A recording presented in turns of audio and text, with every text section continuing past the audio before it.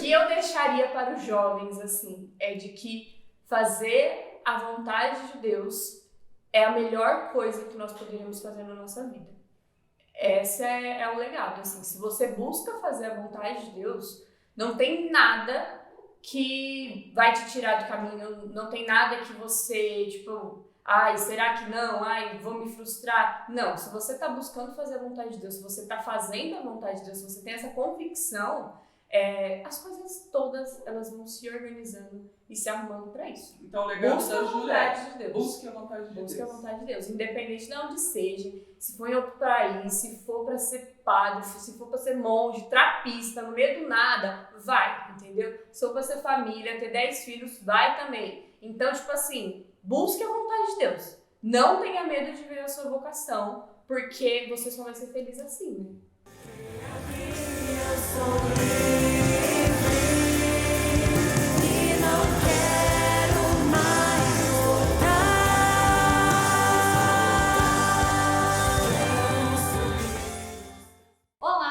Bem-vindos ao segundo episódio do nosso Despertar Vocacional e hoje um episódio muito especial, um episódio jovem que nós vamos também despertar a vocação juvenil, também essa vocação jovem da nossa juventude. E hoje nós estamos aqui com a Júlia, que ela é apóstola da nossa comunidade, ela vai poder se apresentar um pouquinho também, para que a gente possa decorrer essa nossa partilha hoje falando sobre muitos assuntos como juventude, estado de vida e várias coisas. Meu nome é Júlia, eu sou apóstola da comunidade Cristo Libertador, tenho 20 anos, estou fazendo faculdade de letras e dou aula, sou também professora de inglês e sou missionária, né? Estamos aí para o que o Senhor pedir. Que bom, uma alegria receber você aqui, Júlia. E nós queremos começar com uma pergunta assim intrigante, porque afinal de contas você é super jovem dentro da realidade que nós estamos, né, no contexto social que nós vivemos, um jovem dentro da igreja, um jovem que deseja ser consagrado, um jovem que deseja ofertar toda a sua vida para Deus. Conta pra gente um pouquinho quais são as características para eu ser um consagrado. Características para ser um consagrado. Bom, eu acho que o primeiro ponto, assim, né, a primeira característica que precisa ter é um chamado, né? O Senhor, ele chama cada um para alguma coisa, para ser alguém, para realizar uma missão, para ter um apostolado. Se primeiro não existe um chamado, é impossível ser um consagrado, né? Então, a primeira coisa é reconhecer o chamado de Deus. Se o Senhor te chama para ser um consagrado. A partir disso, existem algumas características próprias da vida consagrada, que basicamente se desdobra em viver a castidade, a obediência e a pobreza, né? Tudo que a gente vive enquanto consagrado, enquanto leigos consagrados, se baseia nessas três virtudes, né? Então eu acredito que as características elas se andam por aí, né? Completam. E em meio a tantas famílias consagradas, né, no nosso meio comunitário, sim, muitas crianças não despertam em você um desejo de casar, né? Como que você vive esse discernimento, o desejo de casar, o desejo de ter filhos? Essa é a coisa, assim, uma das coisas mais maravilhosas, acho que, da vida comunitária. É a oportunidade da gente poder conviver com várias realidades. Então, a gente tem famílias de casais que não têm filhos, nós temos famílias que têm muitos filhos, nós temos casais que têm um filho, nós temos casais que já têm filho adulto, criança, gestante, que já perdeu o bebê. A gente tem todas as realidades dentro da nossa comunidade, né? E em um mundo onde que a gente vê tanta distorção do que é uma família, ou tantas famílias destruídas pelo pecado, enfim, né, por tantas coisas, a gente tem a oportunidade de beber de vários tipos de família. Então é natural e é até saudável que o desejo por ser família ele brote no coração de todos os solteiros, né? Tanto homem quanto mulher. Então, para mim, assim, né, na minha vida particular, a oportunidade que eu tive de ir muito cedo para a comunidade de vida, né? Eu fui para a comunidade de vida quando eu tinha 15 anos e poder ter contato desde muito cedo com outras realidades de família, não mais só com o meu pai, com a minha mãe, com aquilo que eu conhecia, abriu o meu mundo para uma realidade muito diferente, né? Porque nenhuma família é igual a outra. Então, é uma das maiores graças, assim, não tem outro lugar, outra realidade que eu acredito que dê para ter tanta experiência com famílias do que a gente tem numa comunidade. Porque a gente vive muito junto, né? A gente ajuda, querendo ou não, as famílias, a gente ajuda cuidar das crianças, eu já dei aula para as crianças, por exemplo, né? A gente ajuda com tudo. Então, é óbvio, o desejo de ser família, ele já brotou no meu coração, como eu desejo, né? Como eu acho lindo, eu acho muito bonito, e acho que é isso, assim, né? É uma graça muito grande. Falando em família, fala um pouco da sua família. Como foi como que a sua família te criou? Como que a sua família te educou? Por que que eu te pergunto isso? Porque assim, gente, eu sou a mãe dela, né? Mas é interessante falar. Já tô vendo. É interessante nós falarmos por quê? Porque nós sabemos que as vocações, elas começam no seio familiar, né? O Senhor, ele constitui as famílias para que a partir daí surjam vocações para a igreja. Então é bom que você conte essa experiência de como foi a sua educação familiar nesse sentido, como que a sua família te ajuda neste caminho que você está de discernimento de estado de vida, por exemplo. E aproveitando, conte para nós um pouco o que é estado de vida. Tá, então calma, vamos desde o começo. Vai lá. Então eu nasci numa família católica, sempre fui católica. Eu tenho mais 2 irmãos, que hoje não participam da igreja, mas eu nasci nisso, né, nesse contexto, e desde muito nova a gente sempre esteve nas coisas da igreja, como minha mãe falou, a gente sempre esteve dentro da igreja, a gente sempre ia para a igreja, coroinha, catequese, crisma, a gente participava de muitos grupos que tinha lá perto de casa, que era um santuário. Então eu vejo assim, que se eu não tivesse tido a criação que eu tive, né, muito provavelmente eu não seria convertida. Acho que isso teria que acontecer um milagre muito grande, né? Porque a probabilidade de uma família não católica, de sair um católico, é pequena, assim, né? Obviamente por toda a realidade do mundo que a gente vive hoje.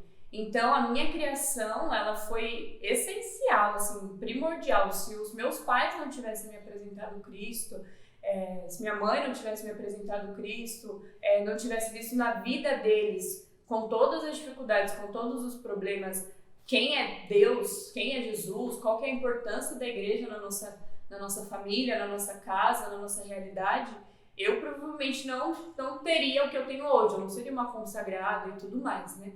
Então, é essencial a criação dos filhos dentro da igreja, porque foi isso que eu vivi. E é isso que me faz ter a vida que eu tenho hoje, assim, né, com Deus, entender os valores, passar a receber esses valores dos meus pais, de honestidade, de justiça, de perseverança, de fidelidade.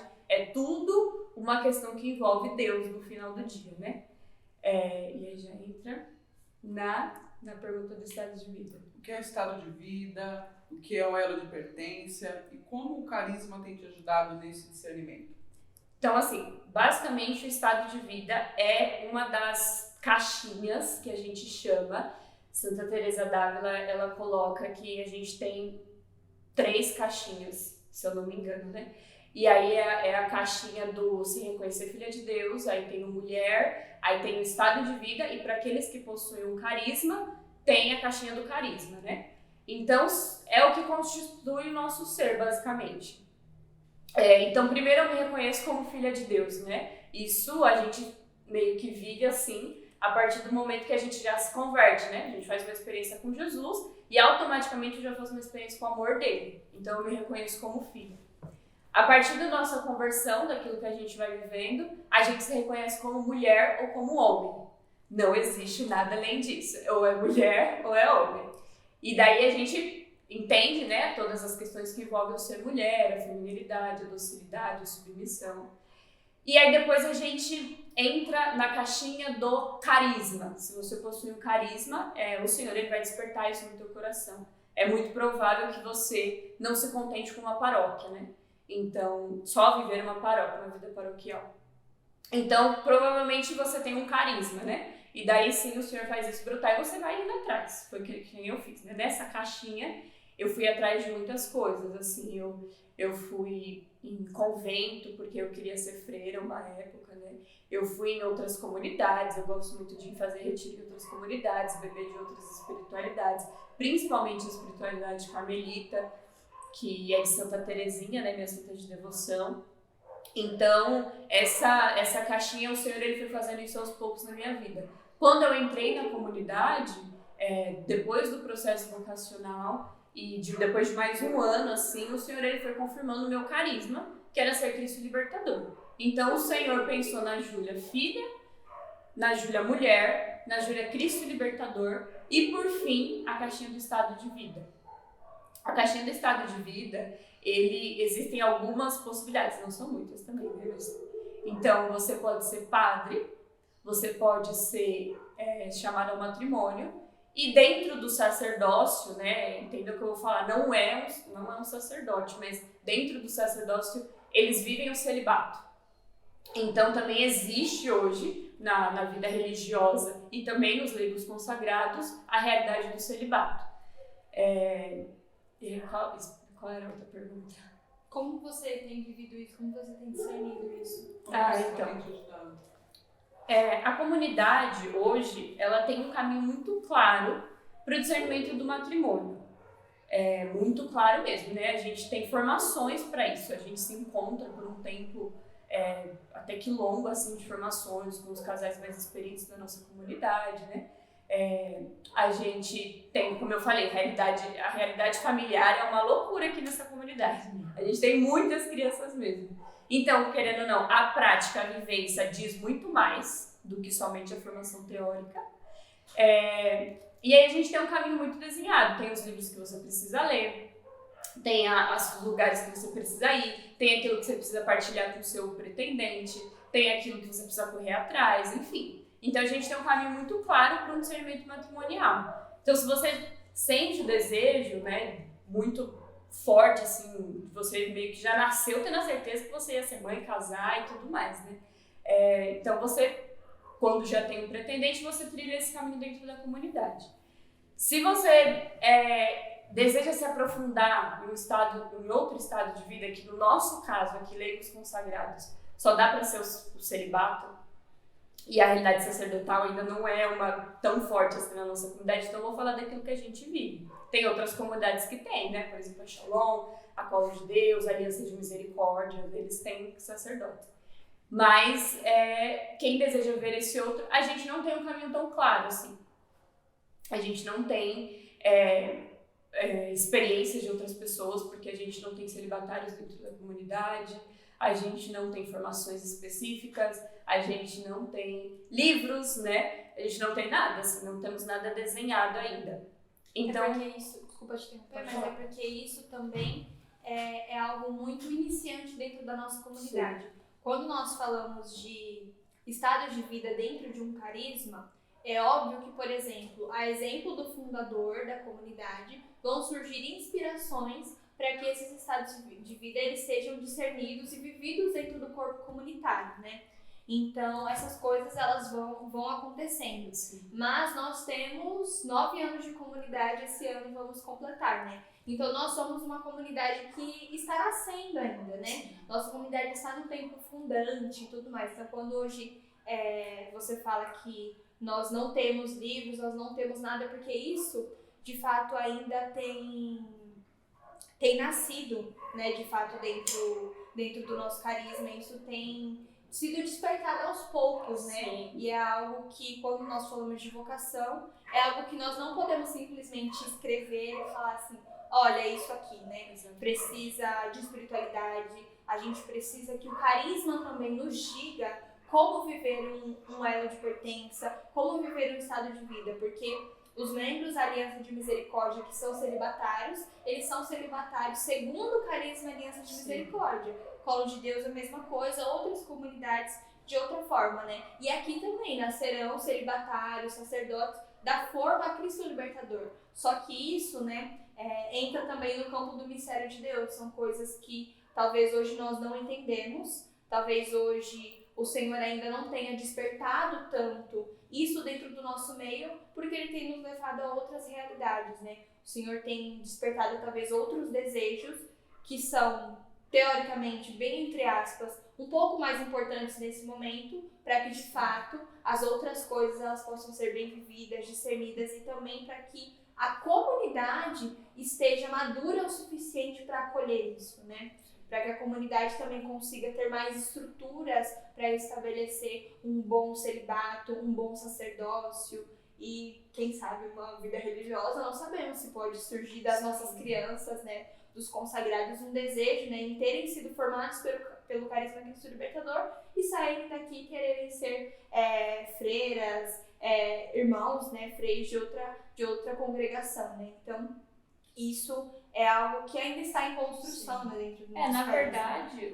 é muito natural que seja assim. É muito, muito natural que, por exemplo, porque o nosso natural, o natural do ser humano é você casar. Esse é o natural.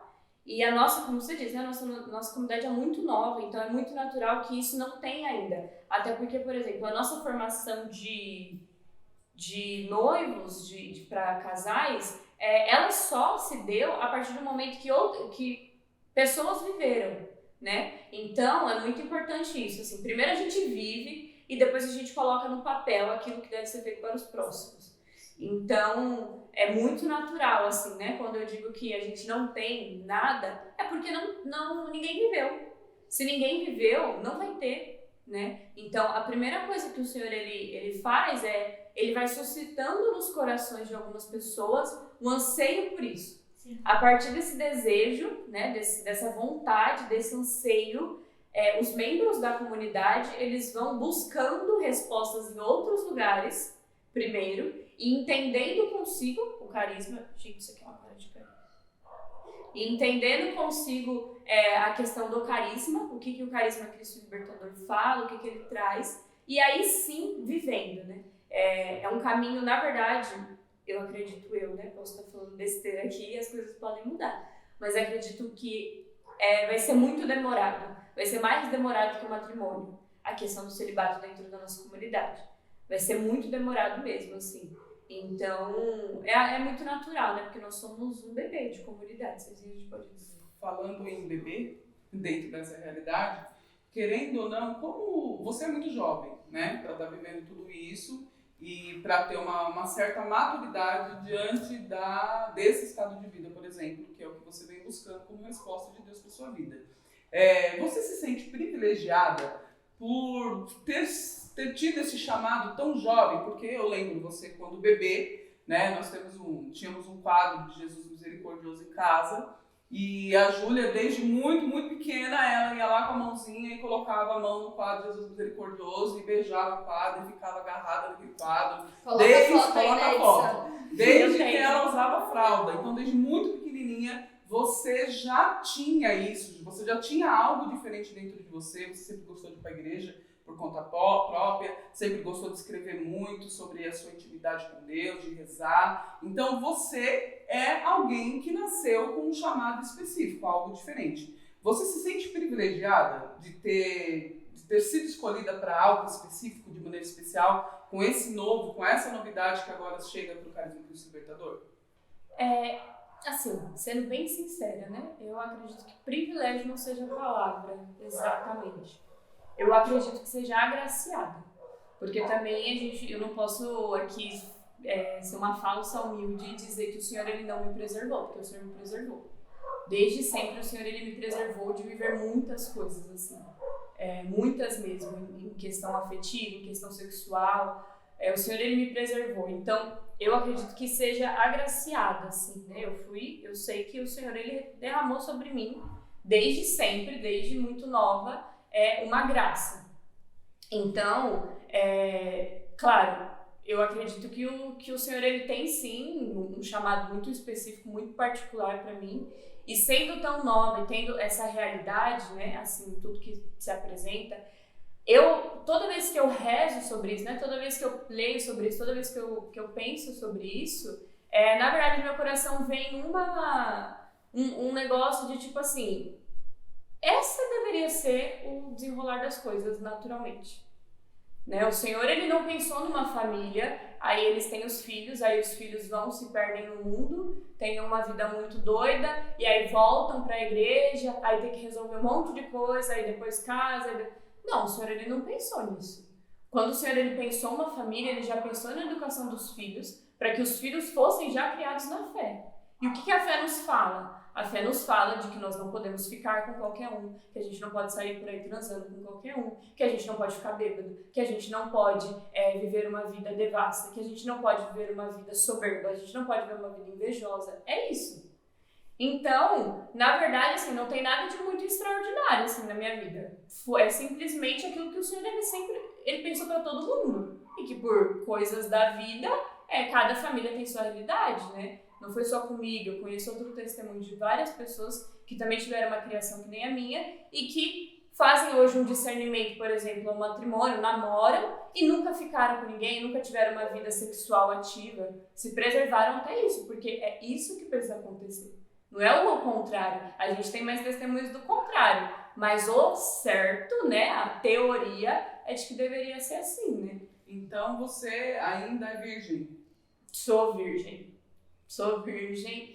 Mais do que isso, sou bebê. Bebê, pra quem não sabe, é beijo virgem. Então eu também nunca fiquei com ninguém, nunca beijei ninguém. Sou porque eu tive uma criação de que eu sempre ouvi de que eu não poderia fazer isso. Que eu não era corrimão, que eu não era laranja, né? A famosa como é o nome? Exemplo da laranja. Que eu não sou aí pra ficar passando na boca de todo mundo, que eu não sou corrimão, que eu não sou açougue, eu não sou carne no açougue. É esse tipo de coisa que a gente ouve dentro da igreja. E como eu cresci ouvindo isso, eu nunca... Claro, o desejo a gente tem, porque a gente deseja experimentar outras coisas, porque a gente vê todo mundo fazendo e a gente não faz. Porque, né, enfim, várias coisas. Mas eu sabia que eu não podia. Porque o Senhor não pensou na Júlia pra isso, né? O Senhor não pensou na Júlia nisso. Então, eu sempre me segurei, me controlei, e nunca foi algo que, tipo assim, nossa, eu passei noite sem dormir porque eu nunca beijei. Não, pra mim é natural, pra mim é isso. É o comum da vida, entendeu? E como foi pra você lidar com isso na sua adolescência, assim, né? Porque hoje o nosso mundo está totalmente conturbado, né? Com diversas ideologias, com muitas coisas, né? Com muitas realidades desregradas que vêm também de dentro do próprio seio familiar. Então, hoje o que para nós, né, o seu testemunho, que é algo normal e natural que se deve acontecer, para o mundo é algo totalmente contraditório, é um escândalo para as outras pessoas. Então, como foi para você na sua adolescência, nos seus estudos, na sua escola, como foi para você lidar com isso, né, com talvez perguntas, com desejos, com piadas de outras pessoas? Olha, foi muito ruim. Foi muito ruim mesmo, foi horrível. Exagerada também, né? Mas foi ruim. Porque as pessoas... É um absurdo mesmo, assim, eu falo... Gente, eu assim, de verdade, não tô aqui querendo parecer nada, mas eu não acho isso extraordinário, assim, na verdade, não acho mesmo. Mas as pessoas parecem que, tipo assim, sei lá, é um ET vindo de Marte. Era isso que eu sentia quando tava na escola. Então, eu já ouvi várias vezes, né, perguntaram se eu não era lésbica, porque eu nunca tinha ficado com ninguém, porque eu não ficava com menino. Quando eu ia pras festas, várias, por que você não vai ficar com fulano, com ciclano? Ouvi muitas vezes, nossa, Júlia, você é a mãe do grupo. Nossa, Júlia, você não faz nada, você não quer fazer nada, você não vem com a gente, você... E o pior, eu não me afastava das pessoas, eu me sentia diferente, obviamente, mas não era que eu também vivia num mundo à parte, assim, né? Eu tinha amigos, vários amigos, e eles me questionavam, zoavam, brincavam, assim, né? Mas, pra mim, eu ouvi muitas piadas, muitas mesmo. Mas nunca levei isso também, assim, como se, nossa senhora, não, porque eu sabia aquilo que eu tava fazendo, né? Aquilo que eu não estava fazendo, na verdade. Então, pra mim, foi tranquilo, assim, né? Foi ruim, deu graças a Deus que passa. O ensino médio, graças a Deus. Mas também não foi algo, assim, que me causou grandes coisas, assim, não. Você sentia que, por exemplo, o fato de conviver, né, com adolescentes e realidades totalmente diferentes da sua, você acha que muitas vezes você se colocou em xeque de comparação, de se comparar, né, com o estilo de vida, né? Você muitas vezes já falou que sempre estudou em escola particular, né? Então, a realidade de classe social já era uma realidade muito diferente. Tinha o plus ali, né? Das escolhas de vida, da vivência da castidade. E também, né, o quanto você sente que talvez isso tenha te afastado, né, desse meio, ou de fato isso reafirmou mais ainda e fortaleceu o seu desejo de viver, né, a castidade, de continuar dando passos na sua vocação? Assim, na verdade, eu sempre busquei, desde que eu me converti, eu sempre busquei progredir na vida espiritual, né? Eu lembro que quando eu me converti, eu comecei a ler muito doida, assim, né? Eu tinha 14 anos, comecei a ler Santa Teresa d'Ávila, né? Tipo, Castelo Interior, o livro da vida, muito, nada a ver, assim, né? Não é o que deveria acontecer, mas comecei a ler. E daí eu comecei a ler, eu fiquei assim, meu Deus, ela era tipo, ela levitava, ela fazia uns negócios, ela entrava em êxtase, ela sabia de tudo, ela viu as moradas, ela viu a alma entrando nas moradas e adentrando na sala do trono, eu fiquei ensandecida. Então quando eu comecei a ler isso assim, eu queria começar a ter uma vida de oração concreta, porque eu não sabia nem meditar o evangelho, assim, né, obviamente, tipo, meditar mesmo, né. Eu sabia rezar o terço e tudo mais, mas meditar mesmo, ter uma oração mais afetiva, eu não sabia. E aí eu comecei nisso, né? Quando eu entrei na escola, quando eu já estava na escola, né? E depois fui mudando de escola, e eu comecei a lidar principalmente com a realidade do ensino médio, assim, eu sempre rezava muito, muito mesmo, pedindo pro Senhor ele ficar comigo assim. Eu lembro até hoje, eu fico brincando assim, mas na minha primeira semana de Salesiano, eu estudei no Salesiano, minha primeira semana de Salesiano, que eu não tinha amigos ainda, eu lembro que eu ia comer dentro da capela da escola com Jesus, porque ele sempre foi a quem eu recorri, né, diante das realidades que eu vivia, porque meus amigos, eles sempre saíam muito, né, eles sempre tinham assuntos de coisas que eles viram lá, eles sempre tinham assuntos das viagens que eles tinham esse tipo de assunto, e eu não tinha, obviamente, né, a gente nunca tem dinheiro pra viajar pra fora, a gente nunca, né, fez nada do tipo. Então, eu sempre pedia para que o Senhor ele fosse confortando e sendo de fato meu amigo, assim. Eu nunca ficava tentando depender das pessoas, porque as pessoas não viviam aquilo que eu vivia, né? As pessoas não queriam viver aquilo que eu estava vivendo. Então não faz sentido eu também ficar cobrando isso delas, né? Então eu sempre buscava, assim, me refugiar em Jesus, né? Falando em espiritualidade, um vídeo de oração. Conta pra gente um pouco como é, porque assim, jovens da sua idade são instáveis, né? Bastante instáveis. E a gente sabe que a oração, ela ajuda a ordenar todas as coisas, né? Como que você... qual é a sua experiência com a espiritualidade, com a vida mística? Quem é Jesus para você? Porque você falando, por exemplo, eu ia tomar meu lanche com Jesus na capela.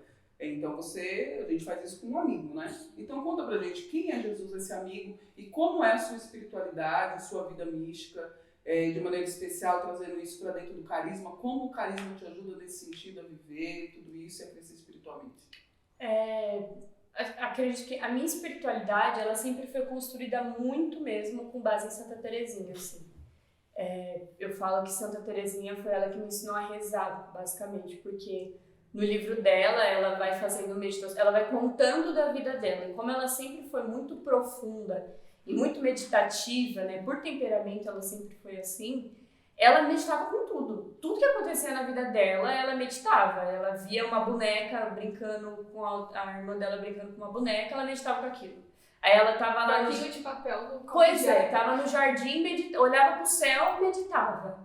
Tipo, uns negócios assim, né? Via a mãe dela, meditava. Via o pai dela rezando, tinha a noção de que era um santo que rezava daquele jeito. Então, tipo, uns negócios muito doidos, assim, que quando eu li, né, eu falei assim, gente, é isso aqui. E aí, quando eu comecei a ler Santa Teresinha, ela foi me ensinando a meditar e rezar. Então, Jesus pra mim, ele é meu amigo, ele é meu maior amor, ele é meu Senhor, principalmente, né? Jesus, ele é a pessoa no qual eu coloco sempre a minha confiança. E hoje, basicamente, eu tenho descobrido um Jesus esposo, né? Tenho descoberto... Descobrido é forte, né? Tenho descoberto... Teacher, nossa. Desculpa aí, gente. Eu tenho descoberto um Jesus esposo, assim, né? Hoje eu tenho descoberto isso. Mas Jesus, ele sempre foi o sentido, assim, né? Pra mim, Jesus sempre foi o sentido daquilo que eu busco, independente da minha profissão, na minha vida, em tudo, na minha vida espiritual, naquilo que eu preciso crescer, quem que a Júlia precisa ser, naquilo que eu preciso mudar. Jesus, ele sempre foi tudo direciona pra ele, assim, né? Então pode-se dizer que você constrói a sua espiritualidade na oração cotidiana, como você mesmo disse que a sua centro de devoção te ensinou, a oração cotidiana, dentro da realidade dos fatos que você vive. Esta oração, ela te leva a ter uma profundidade maior com Deus, ou você acha que fica no superficial? Porque, como eu disse no começo, jovens da sua idade são muito instáveis. Então, hoje eu amo e sou apaixonada pelo Cristo, amanhã eu odeio e quero jogar pedra na cruz, né? E a gente sabe que um amadurecimento espiritual, ele acontece quando há essa oração extraordinária do dia a dia, ela entra em nós e transforma a nossa vida. Né? Sim. Lidar com a inconstância, assim, ele é necessário, porque não existe, acho que, um ser humano que nunca tenha passado por uma fase de inconstância, ou que, nossa, foi fiel 100% em tudo. Não, na verdade, acho que é muito natural. Para o jovem é mais difícil mesmo, assim. Mas lidar com a inconstância, a forma com que eu lido com as minhas inconstâncias, é basicamente fazendo mortificação e penitência, assim. Eu não vi outro jeito. Então, quando eu comecei, assim, a minha vida espiritual, eu fazia bastante mortificação. Dá exemplos para nós. A gente tirava alguma coisa, né, colocava horário para as coisas, porque isso é mortificação. Um exemplo. Vou falar. Isso é mortificação. Isso é mortificação, colocar um horário para as coisas, horário para dormir, horário para acordar, ter uma rotina, tirar coisas que você gosta de comer. Isso, para quem está começando, isso aí é essencial, assim, fazer penitência. Se propor a rezar mesmo não sabendo, se propor a ler mesmo não entendendo nada que você está lendo, esse tipo de coisa, né? Escolher o mais difícil ao invés do mais fácil. Ir de encontro às pessoas, ouvir mais, né? Isso é uma grande modificação para mim, por exemplo, parar para ouvir alguém. Hoje para mim é um pouco mais fácil, mas no começo não era. Lidar com as pessoas na época, né? Na escola eu tinha que lidar com pessoas muito diferentes, com professores muito diferentes, e para mim isso sempre foi uma penitência. Então é fazer penitência, para você combater a inconstância. E para você criar uma vida de oração sólida, você tem que fazer penitência, que eu não sei outro motivo. E aí, voltando, né, pra gente falar propriamente do carisma, como é que se deu a sua identificação com a nossa comunidade? Como foi esse seu primeiro encontro, né? Quando você olhou para toda essa realidade, para todo esse ser Cristo libertador, mesmo sem saber o que era um ser Cristo libertador, e você falou, eu quero viver isso. A comunidade, assim, a comunidade, ela me salva, né, e me salvou de mim mesma desde sempre, assim, desde que, quando eu fiz o Câminos, que é um outro retiro que a gente faz, e aí a partir do momento que eu me converti e comecei no vocacional, que eu já queria, né, fazer tudo ao mesmo tempo, aí eu fui pro vocacional. A identificação, ela não bateu de cara, assim, né? Não foi, eu fiz o Câmeras, não, já sei que sou Cristo Libertador. Não foi assim. O meu ser Cristo Libertador, eu ter descoberto isso, foi na prova, que foi o começo da comunidade de vida, né? Então, a gente, como eu falei, como eu fui com 15 anos para a comunidade, eu já estava no nosso primeiro ou segundo ano aqui da comunidade. E era tudo muito lindo até então, né? Era tudo muito maravilhoso. Eu tava apaixonadíssima por tudo e queria fazer tudo. Quando eu fui para a comunidade de vida, as provas começaram a vir, né? Então, a prova da convivência, a prova de lidar com a confiança, a prova de lidar com as pessoas, de morar com outras pessoas. Enfim, começou a vir as provas. Uma prova de resistência. Uma prova de resistência. Tropa de elite.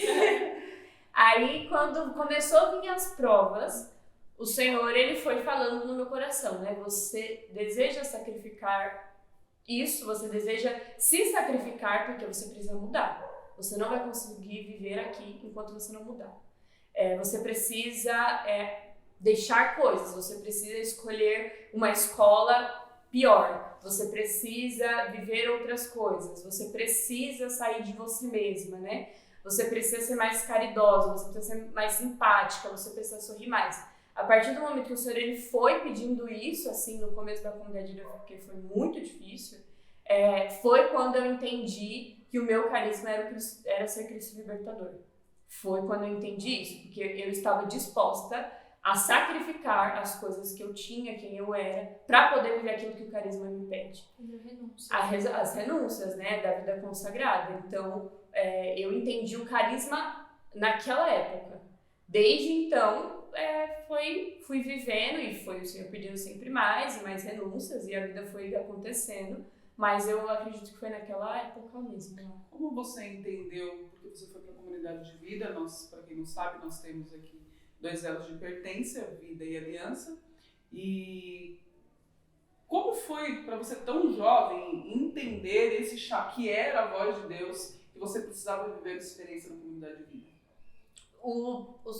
Assim, a gente fala sentimento porque o Senhor, ele que suscita isso, né? Santa Teresinha, ela fala que o Senhor não pode inspirar um desejo que não seja realizado. O Senhor, se ele inspirou um desejo, é possível. Então, quando o Senhor ele colocou o desejo por algo a mais, eu sempre tive esse anseio por algo a mais no meu coração. E aí eu entendia que era na comunidade de vida, eu precisava ver aquilo na comunidade de vida. Então, uma forma de saciar esse meu algo a mais era indo para a comunidade de vida. Primeiro foi me vinculando, aí depois foi na comunidade de vida, aí eu fui. Então, o Senhor, ele suscita no nosso coração uma sede.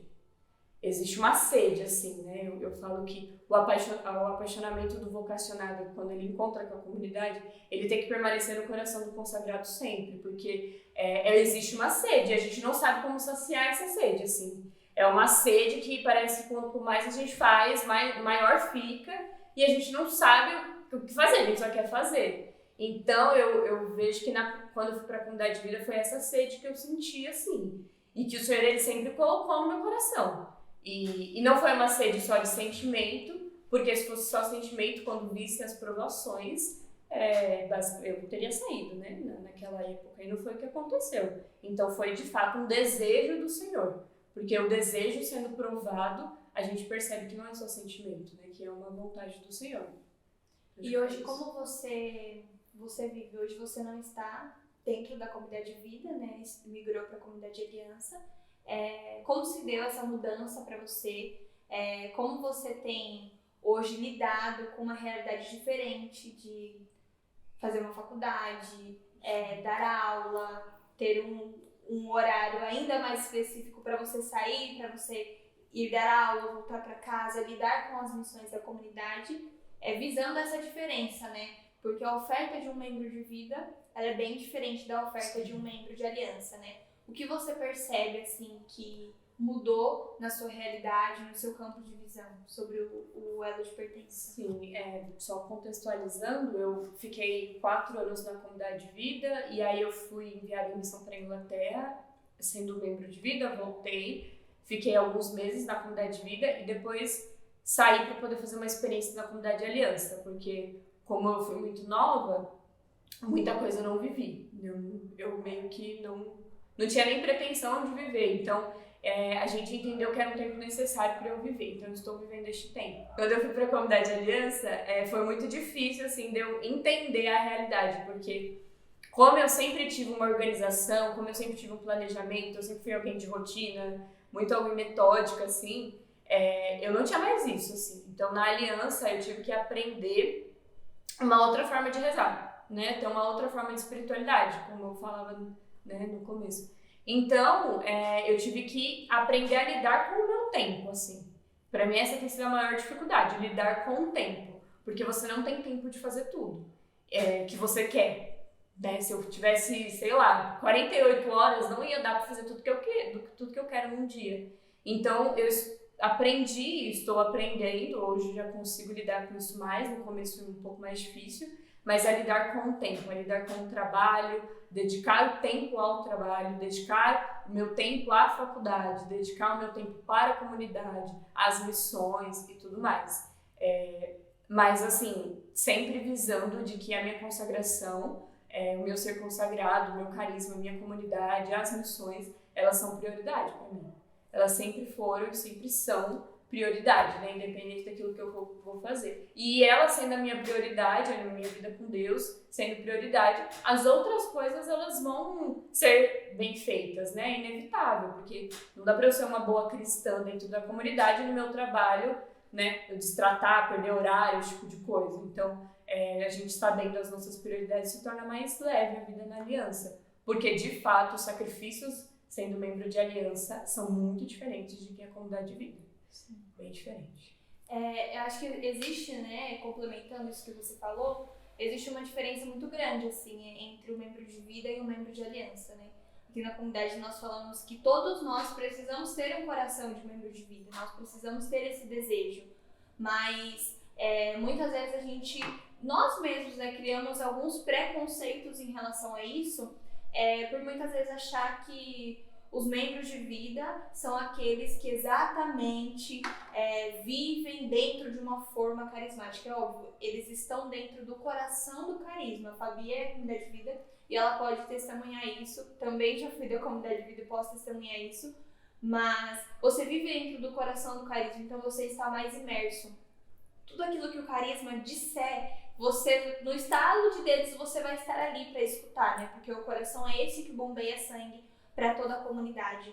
Mas dentro de um corpo humano, todos os membros eles têm a sua importância, né? Então, quando nós olhamos para os membros de aliança, a gente precisa também dar graças mesmo a esses esforços, porque o esforço para você viver uma vocação, para você ser um bom consagrado, para você ter uma rotina de oração, para você conseguir rezar o terço, é um esforço muito grande. Muitas vezes a gente acha que não, que é algo natural, mas imagina só, num contexto de que você precisa acordar às 5 da manhã, você precisa estar às 7 no seu trabalho, você trabalha até às 7 da noite, você chega às 7 da noite cansado, você precisa vir para a comunidade, no meio disso tudo você precisa fazer as suas orações, se você é formador, você tem pessoas para formar.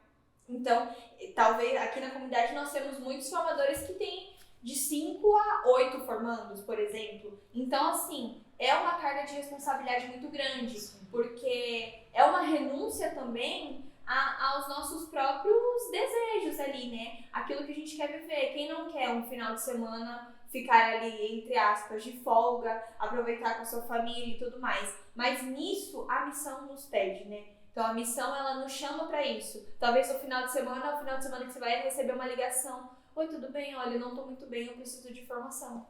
Então tudo bem, eu vou até você, eu vou te formar, eu vou conversar com você. Porque cultivar esse desejo, né? Acho que o membro de aliança, ele precisa cultivar um desejo de urgência pela comunidade.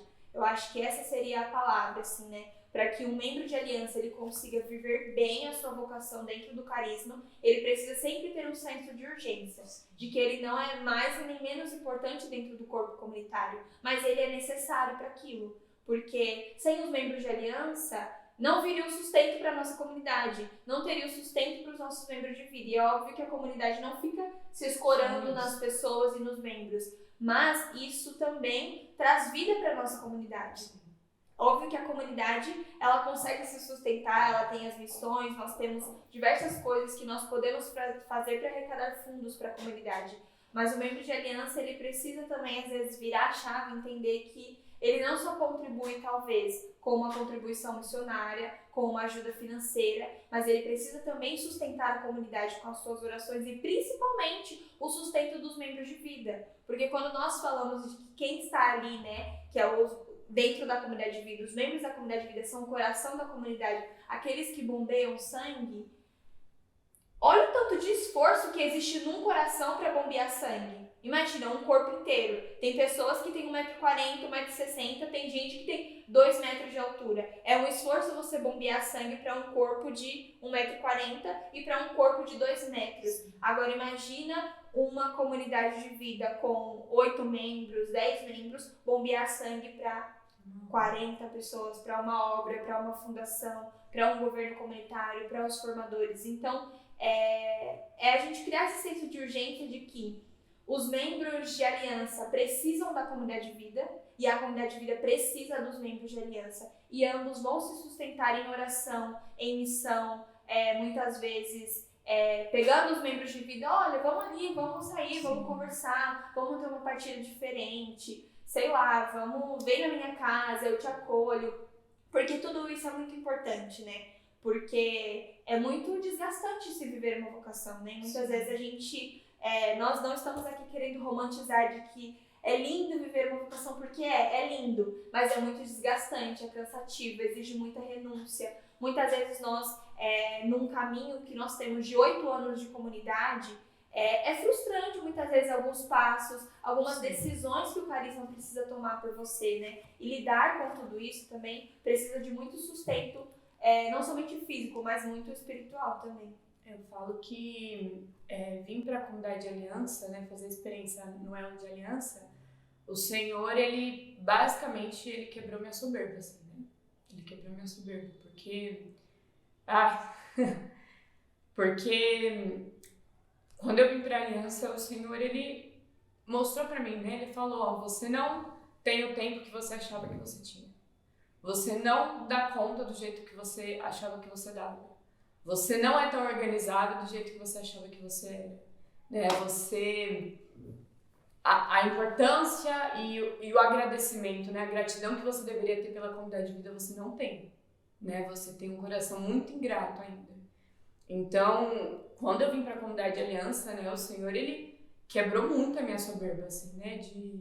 De achar que só porque eu tinha mais tempo, e mesmo que inconscientemente, assim, né? Porque eu não falava isso, né? Não era esse o meu pensamento. Mas a partir do momento que eu fui para viver essa experiência, estou vivendo essa experiência, constantemente o Senhor, ele quebrando a minha soberba, né?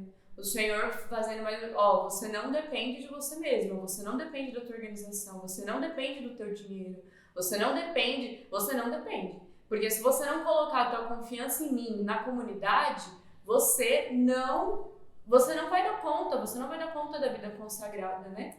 Então, é muito maravilhoso a diversidade que a gente tem dentro da comunidade, de poder beber dos dois elos, porque eu aprendi muita coisa na comunidade de vida. Eu coloquei muita coisa em prática na comunidade de aliança de tudo que eu aprendi, né? E mais uma vez o Senhor, ele vai quebrando a Júlia soberba, assim. Agora só trazendo um assunto um pouco mais leve, né? Eu queria ser jovem dentro do Carisma Cristo Libertador. Eita. Chama os jovens. O que você falaria? Gente, aqui é maravilhoso. Para um jovem que assistir esse vídeo e de repente se interessar, porque a gente entende que nas redes sociais o maior público são os jovens, né? Eles que provavelmente serão o maior número de pessoas que assistirão isso. Então, assim, você entende que a sua vida, ela tem que ser um imã para atrair as vocações, né? Então, o que é ser um jovem, alegre, feliz, leve, dentro do carisma, no meio de tudo isso que a gente já contou até agora? Joga as redes. Gente, ser consagrado é maravilhoso, assim, eu não tô exagerando, não tô romantizando, mas é de fato maravilhoso, assim, porque a gente aprende a plantar, porque na juventude a gente está plantando tudo aquilo que a gente vai colher quando a gente for mais maduro. Então, se a gente está plantando no lugar certo, se a gente está jogando as redes agora, neste tempo, gastando a nossa juventude para isso, para Deus, buscando viver a vontade de Deus, os discernimentos necessários, as coisas necessárias, porque nós vamos colher isso mais para frente. E óbvio, a gente não vive uma vida esperando isso, mas eu particularmente prefiro gastar 1000 vezes a minha juventude agora, sem saber se eu tenho o dia de amanhã, do que ficar me preservando e não querendo viver o que Deus propõe, não querendo olhar para minha vida, para as vivências e não fazer a vontade de Deus, né? E chegar lá no céu, o Senhor me cobrar: por que você não fez isso? Por que você não foi para tal lugar? Eu te chamei para ser religiosa, por que você não foi? Então, a gente precisa se desgastar pelo reino. E na juventude a gente tem muito entusiasmo e muita potência, e muitas noites não dormidas, e muito lugar para ir para pregar, para evangelizar, e a gente precisa se desgastar nisso. É basicamente assim. E acho que o mundo de hoje ele precisa de mais jovens, né? Porque quando nós falamos dessa juventude, a juventude, ela viva a comunidade, ela viva um carisma. Então imagina um carisma composto somente de famílias que têm de 5 a 10 filhos com pessoas idosas. Como que a gente consegue ir para as missões? Exatamente. Então, assim, né, a comunidade ela necessita de jovens, a igreja necessita de juventude, para que tem tantas profecias no mundo, né, de que todas as nações elas precisam da juventude, elas precisam de missionários. E eu acho que o tempo de Deus é o agora, né? É este tempo. E Papa João Paulo II já falava, né? Jovens, tu venceste os malignos, você é a alegria da igreja, você é a primavera da igreja, né? Então, eu acho que é esse o grande segredo da juventude, entender de que, assim, que você não está gastando a sua vida, porque, por exemplo, olhar para a sua vida, testemunhar aquilo que você vive dentro da sua juventude, não é algo qualquer, não é algo ruim e difícil demais. A gente olha para a vida da Júlia e entende que é uma vida ofertada, né? É uma vida ofertada diariamente. E isso precisa gerar testemunho na nossa vida de casais, de maneira especial os casais com as crianças que estão crescendo, olhar para a família, olhar para a vocação da Júlia e entender que, puxa vida, vale a pena, né? Porque às vezes a gente olha, como você está muito tempo dentro da comunidade, ou os jovens ficam muito tempo dentro da comunidade, a gente acaba olhando de uma certa forma como se fosse só mais um, e não é só mais um. Ou a gente acaba admirando só os mais velhos, ou a gente acaba admirando aqueles que já têm mais experiência, enfim. Mas a gente precisa aprender a olhar para o jovem, acolher o jovem e entender de que ele é essa primavera da igreja. Que cada um, dentro da sua individualidade, dentro dos seus dons, dentro até das suas estabilidades e inconstância, que tudo isso traz vida e traz movimento para dentro do carisma e faz com que a primavera aconteça, né? E digo mais, assim, que eu já vou bem lançar o meu peixe também. Mais do que os jovens, né, as comunidades, elas precisam de pessoas que doam o seu tempo integral para a obra. Precisa, assim, né? O Senhor, Ele nos chama, para alguns especificamente, seja vivendo uma vida celibatária, do seu tempo, da sua juventude toda, totalmente quem você é, para se desgastar por isso, né? Então o Senhor, Ele chama os jovens a se desgastar, a ser o complemento dos casais, porque um não tem tanto tempo assim, o outro tem, né? E mais do que isso, porque se o jovem vai casar, futuramente também não vai ter tanto tempo assim. O Senhor, Ele chama celibatários também para as comunidades, porque a obra, ela precisa acontecer, ela precisa continuar assim, né?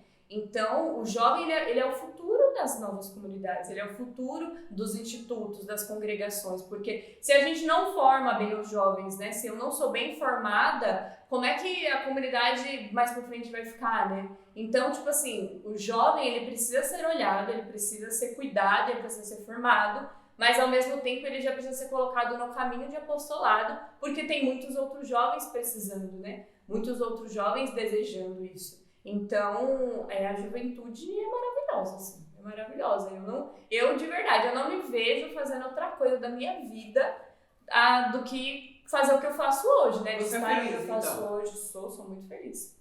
Muito feliz, assim, não tenho, pra mim, outra possibilidade de viver outra coisa, assim. Eu nunca pensei em viver outra coisa, tipo, não, hoje eu sou feliz na minha vocação, assim, né? Se o Senhor me chama, por exemplo, se fosse morrer hoje, eu morreria feliz, sabendo que eu sou Cristo libertador e que eu tenho me desgastado, sabendo das minhas lutas, sabendo que eu preciso melhorar muita coisa, mas hoje eu vivo muito feliz daquilo que o Senhor me pede. Né? Então, falando em morte, para finalizar, qual a mensagem que a Júlia deixaria para os jovens se ela morresse hoje? Qual o seu legado? Qual o seu legado?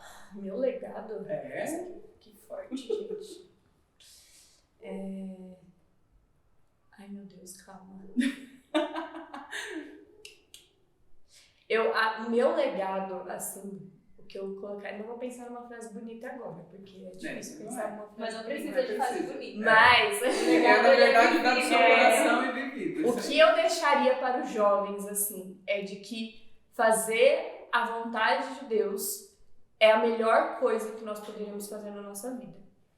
Esse é o legado, assim, se você busca fazer a vontade de Deus, não tem nada que vai te tirar do caminho, não tem nada que você, tipo, será que não?